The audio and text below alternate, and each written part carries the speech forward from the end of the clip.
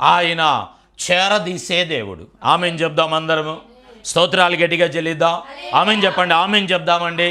స్తోత్రాలు గట్టిగా చెల్లిద్దాం ప్రియులారా. ఒకసారి చప్పట్లు కొట్టి కూడా గట్టిగా మహింపరుద్దాం.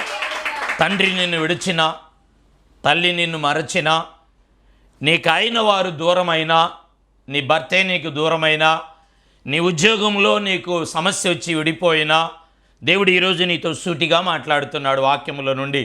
అది ఏమై ఉన్నది అంటే ఆయన నిన్ను చేరదీసే దేవుడు అంటున్నాడు ప్రియులారా. నా తల్లిదండ్రులు నన్ను విడిచినను, యెహోవా నన్ను చేరదీయును. చెదరి ఉన్నావు నువ్వు, మీరు చెదరి ఉన్నారు, గుండె చెదరి ఉంది, సమస్యల్లో మీరు చెదరిపోయారు, నెమ్మది లేని స్థితిలో ఉన్నారు.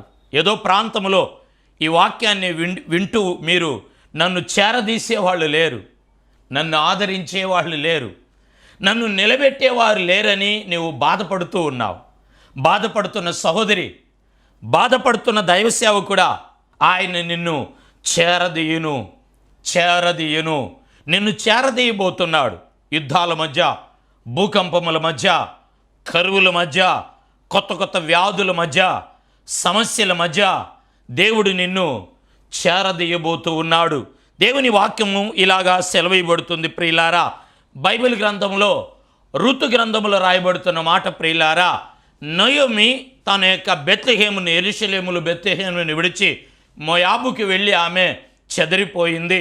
భర్తను కోల్పోయి, పిల్లలను కోల్పోయి, విధవరాలై తాను తన కోడలు రూతుని తీసుకొని ప్రియులారా మరలా బెత్లెహేముకు వచ్చినప్పుడు, దేవుని పాదాల దగ్గరికి చేరినప్పుడు, దేవునిని పట్టుకున్నప్పుడు, నయోమి రూతు జీవితాల్లో జరిగిన విషయం ప్రియులారా వాక్యములో 2వ అధ్యాయము 8 నుండి 12 వరకు మనం చదువుకున్నప్పుడు దేవుడు అక్కడ రాయబడుతున్న మాట, వారిని ఆయన పరామర్శించి ఆదరించి వారిని ఆయన తన రెక్కల కిందకి చేరదీసి ఆయన ఆశీర్వదిస్తాడు.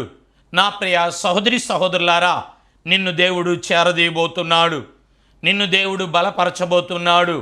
ఈ రోజున మీరు చెదరి నీ జీవితంలో కృంగి ఉన్నట్లయితే ఆయన ఇచ్చే మొదటి ఆశీర్వాదము నిన్ను చేరదీసే దేవుడు, నిన్ను బలపరిచే దేవుడు, నిన్ను ఆయన నిలబెట్టే దేవుడై ఉన్నాడు.